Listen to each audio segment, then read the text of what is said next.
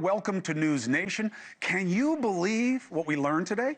A federal judge told the Secretary of Defense that he can't demand physical requirements for our warriors. And you hear why? Because it discriminates against people who aren't physically fit. I mean, what are we coming to? How woke, how crazy, how radical. I'm sure you've heard this across many social media platforms. I know it was shared to me about 100 times by everybody who wears a red hat anywhere in this country. Everybody was so anxious to believe it, to have the reinforcement of, you know, this is why you oppose, right? How crazy is that? How foolish. The word is foolish, because how few thought to think for a second something as absurd as this. Might you be fooled? It's April Fool's Day. And sure enough, the story is fake, because the absurdity of it wasn't enough, because everything's so crazy now. And here's the silliest part, the most foolish part, the saddest part. Even when shamed with the reality that you are reporting and repeating fakery, there is no such case, this never happened, there's still no shame in the game. You kept sharing it. You know, there's an adage I love. Wise men speak because they have something to say. Fools speak because they have to say something. That's Plato. And that's what we're living right now. You know the story's fake and you repeat it anyway. Anyone who you see repeating that BS story, just like the Chelsea Clinton had her wedding paid by USAID, those people are part of the problem. The truth is enough. And I don't expose this Fugazi story as some gotcha, but to remind you, we are forced to divide because our natural state is consensus. We agree on so many more things that literally these two parties have to burn a lot of calories and gazillions of dollars to keep us thinking that we are each other's problem. We are doing the bidding of these two parties every time, and the pod people and the pundits, all who get paid off division. We're doing them a favor when we focus on all this BS division. What we all agree on, and I'm doubling down on this one of the most obvious ills in government. I have an idea that is obvious, that is an automatic boost to what we need the most right now, which is trust in our government. You ready? Let's see who will disagree. Let's pass a law that stops Congress from investing in stocks. Boom. Easy, right? No brainer. I wish Senator Cory Booker were spending some of the last 24 hours that he's been given this filibuster marathon speech on that. If he was doing that, I'd cover it the whole show, because that is a worthy cause to get up and talk at them until they relent and realize how crazy it is that they're allowed to invest in stocks when they are working on whether or not these companies succeed or not in public service. Instead, he's talking about in threats to democracy and cuts to Medicaid that haven't happened yet and other safety programs. It's all hypothetical. DOJ's cuts of government workers, we don't even know what's going to really happen. Look, I respect his commitment, and Senator Booker is always welcome to come on. I just think the cause at this point is exaggerated. Let me know what the cuts are. Let's see what it actually is. Until then, it seems like it's grandstanding, whereas what I'm talking to you about right now is real, it's extant, it's ongoing. Members of Congress can buy shares of companies that stand to profit from bills that are before them as they invest. This passes no smell test, and we all know it. You can go to Quiver Quantitative and see in real time who's trading and in what. And get this, you're late. A lot of people already do this and mirror the moves of members of Congress. And often, the members' moves move the markets. If that's not proof enough of how much this stinks, let me remind you of what I reported last night, okay? Now, the pushback to the idea that they shouldn't invest in stocks is, well, hold on a second. We do have the Stock Act to prevent insider trading. Now, this act literally reminds members of Congress that insider trading is a crime. You needed a separate law to remind them? What does that tell you about what their level of awareness is? And yes, within that law, there is a reporting notice. But what happens when they don't follow it? Crickets. Has there been a lot of enforcement of these rules? Not that we can find. Has anyone been prosecuted for not following the rules? Not that we can find. Has anybody not followed the rules? Yes. What's happened to them? Basically fines. Really?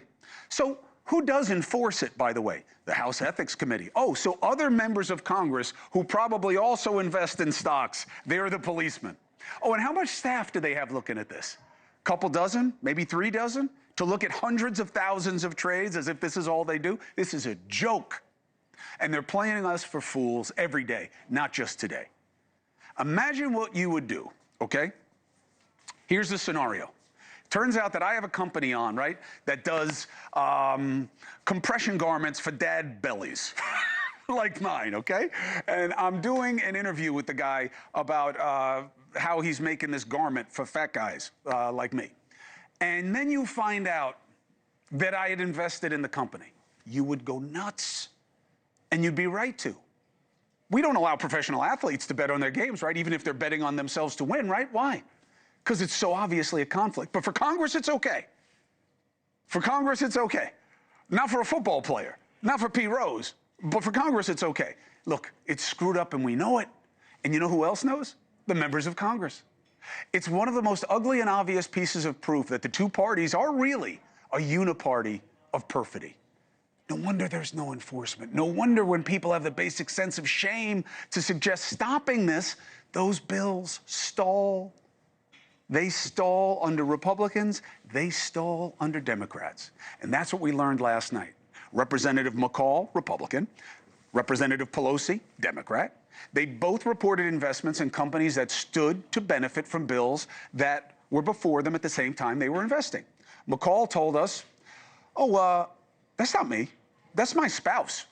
I have no idea what she does with her money. Seriously?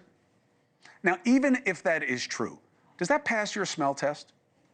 And isn't that the standard for a conflict of interest? Shouldn't that be the standard for a member of Congress? And if the response is, oh, but that's not fair to them, they don't have the ability to make money. Well, isn't that what public service is about? If you really want to invest, why don't you quit? And by the way, what do the facts show us? Way too many of these people are finding plenty of ways to get rich while not getting paid millionaire salaries. Do you want to know how egregious this situation is? So last night I do this segment, okay? I then find out I have to correct my reporting from last night at the urging of Nancy Pelosi's office.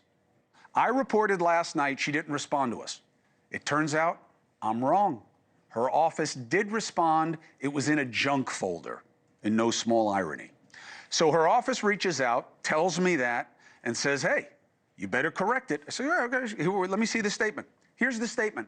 Speaker Pelosi does not own any stocks, and she had no prior knowledge or subsequent involvement in any transactions. The same response as McCall. Coincidence or loophole? Nancy Pelosi doesn't own a single share of stock. Hard to say, hard to believe also. And she had no idea what her spouse was doing with his investments. So it turns out the spouses of these two representatives, ready for this? Just happened to target successful but not highly traded stocks in niche spaces of cybersecurity, and they just happened to do it at the same time that the companies were stakeholders in bills before the two representatives. What a coincidence, right? They both invested in companies that are actively lobbying for passage of the Pivot Act. Huh. The companies that Pelosi and McCall bought into stand to benefit from the passage of the bill. Now, even if they really had no idea what their spouses were doing with their investments, I'm sure that applies in your life too, right? Does that pass the smell test? So you want me to correct the record? To tell the audience that Pelosi did respond and offered the same excuse that McCall did, as if somehow that makes it okay. So there you go. They were better off not responding, in my opinion, but you judge for yourself. And to make the point that I felt like these people are throwing this loophole in my face. Oh, it's not me, it's my spouse. It bothers me so much that I decided to dig a little bit more. And I found some more trades. And not just Pelosi, other members of Congress. The company Palo Alto Networks that's lobbying Congress on the Pivot Act, the Pelosi's purchased up to $1 million worth of options on February 12th, 2024. The trading volume that day, pretty average. 6 months after disclosing the trade, stock's up 25%. For the smaller companies that the Pelosi's are buying into, them just buying the stock is causing the price to skyrocket as people mimic her trades, thinking she must know something. Isn't that enough to disallow the practice? Shouldn't it be? Another fact, January 14th, they purchase up to $100,000 worth of options in an AI company called Tempus, creates apps in the healthcare industry. Again, trading volume, pretty average. But after disclosing the trade a few days later, trading volume shoots up. Over the next month, the stock rises 130%. Since gaining leadership positions in Congress, one estimate found that the Pelosi's made $41 million between 2004 and 2020. Another found they made $140 million between 2008 and 2022. Oh, no, not her. Her husband. I'm sorry. She has no idea what he does. None of these trades bear any kind of connection at all to anything that she's about on any level, just like with McCall and just like with all the other ones. Republicans and Democrats, they don't know. They don't know what's happening with their household money because they got their eyes on the work of the people. Now, before you get like, why are you going after Nancy Pelosi? I think Nancy Pelosi is a legend. I think she's going to go down as one of the great operators within the Democratic Party. And I mean that as a fair point and perhaps a compliment. And Nancy Pelosi is not even in the top 5 performing portfolios in Congress. Republican Dave Rouser, 150% return. Democrat Debbie Wasserman Schultz, 142% return. Senator Ron Wyden, 124%. Republican Roger Williams, 111%. I mean, look at your portfolio, man. 100% returns. So I don't care what the reason is. It doesn't matter if it's legit. This is terrible. This is why we don't trust. And did you know that from time to time, Democrats and Republicans want to ban trading? And did you know that no matter who is in control, they find a way to stall it or kill it? At first, Pelosi was against the stock ban, then publicly reversed her position in the lead up to the 2022 midterms. And in September of that year, she promised a bill would be voted on by the end of the month. Then Pelosi reversed, saying she'd bring it to the floor. She didn't bring it to the floor because it didn't have enough votes. Really? You want to fight about something that proves there's a game, that the elite have an advantage, that government isn't doing what it should, and that there's a better way to make it better, more trustworthy, more about what those with power do for you and not themselves? Fight for this. Republican Chip Roy, Democrat Seth Magaziner reintroduced the 2022 bill that Pelosi sidelined. How come nobody talks about it? We will hear. Friend of show, Representative from Tennessee, Republican Tim Burchett, just introduced the End Congressional Stock Trading Act. Nobody talks about it. We will. It matters. You want to be pissed? You want to have a righteous purpose? This is one of the few fights where it's not to benefit one party over the other, but us over both of them. So we're going to be looking at it. We're going to stay on it. Why? Because transparency matters. And we see that in everything that we're covering. Okay? Hey, thanks for watching. Go to joinnn.com to find NewsNation on your screen. And don't forget, click the red subscribe button below to get more of NewsNation's fact-driven, unbiased coverage.